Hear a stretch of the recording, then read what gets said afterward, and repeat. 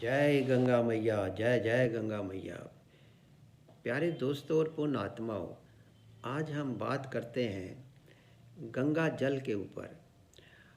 अब गंगा जल खराब क्यों नहीं होता, इसके पीछे धार्मिक आस्थाएं भी हैं, धार्मिक कहानियां भी हैं, और मेडिकल साइंस ने या साइंस ने बहुत इस पे आविष्कार किए हैं, पर अभी तक कोई जान नहीं सका कि गंगा का पानी क्यों ख़राब नहीं होता है और क्यों इसमें बीमारियाँ ठीक होती हैं।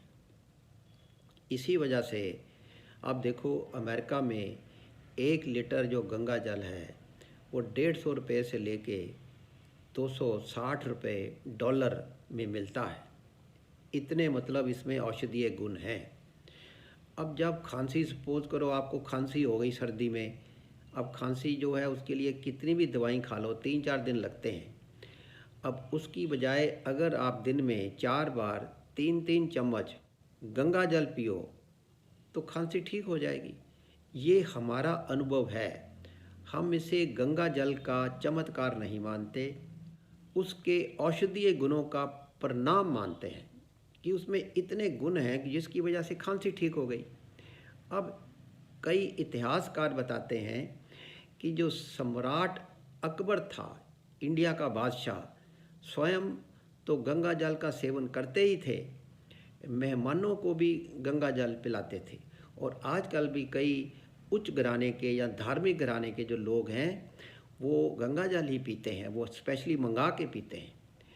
इतिहासकार लिखते हैं कि अंग्रेज़ जब कलकत्ता से वापस इंग्लैंड जाते थे तो पीने के लिए जहाज़ में गंगा का पानी ले जाते थे, क्योंकि वह सड़ता नहीं था।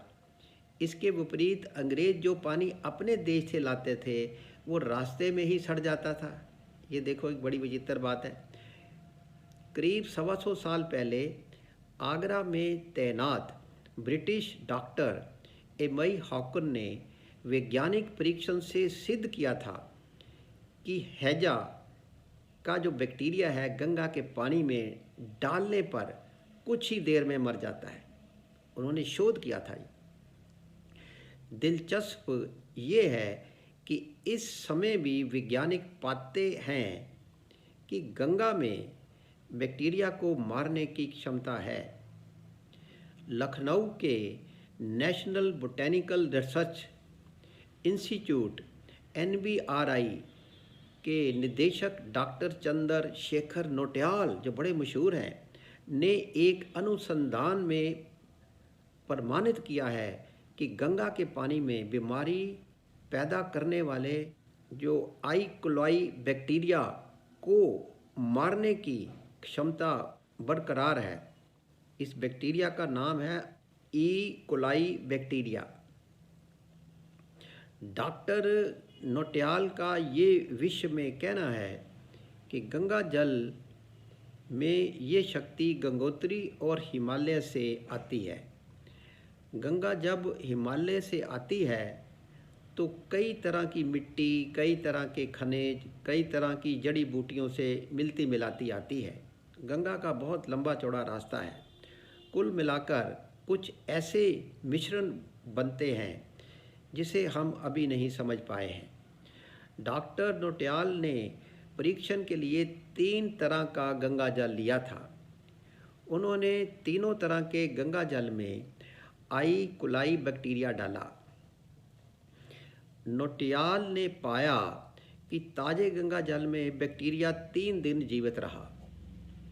8 दिन पुराने पानी में 1-1 हफ्ते और 16 साल पुराने पानी में 15 दिन तक जीवित रहा। यानी तीनों तरह के गंगा जल में आई कोलाई बैक्टीरिया जीवित नहीं रह पाया, वो मर गया। वैज्ञानिक कहते हैं कि गंगा के पानी में बैक्टीरिया को खाने वाले बैक्टीरियोफाज वायरस होते हैं। ऐसे अंदर तत्व हैं। देखो, ये वायरस बैक्टीरिया की तादाद बढ़ते ही सक्रिय होते हैं और बैक्टीरिया को मारने के बाद फिर छिप जाते हैं उसी पानी के अंदर।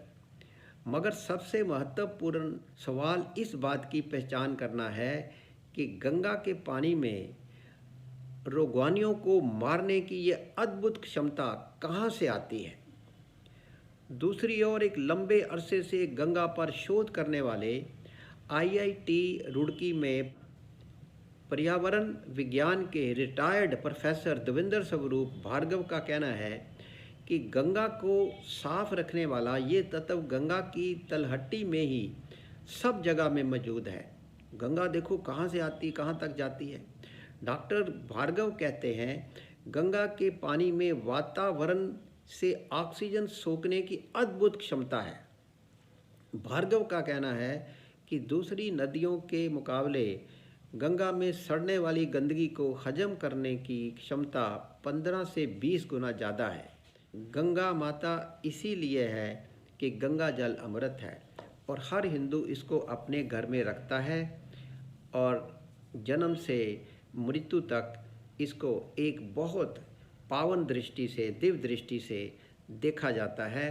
तभी देखो इसमें हमारे जो कई बड़े फेमस मेले लगते हैं उसमें भी हिंदू लोग गंगा में स्नान करके ऐसा मानते हैं, ये धार्मिक आस्था है कि बॉडी के जितने विषैले तत्व हैं, जो सारे पाप हैं, नकारात्मक ऊर्जाएं हैं, वो ख़त्म हो जाती है।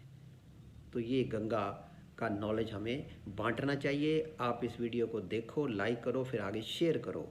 हर हर महादेव, जय गंगा माता।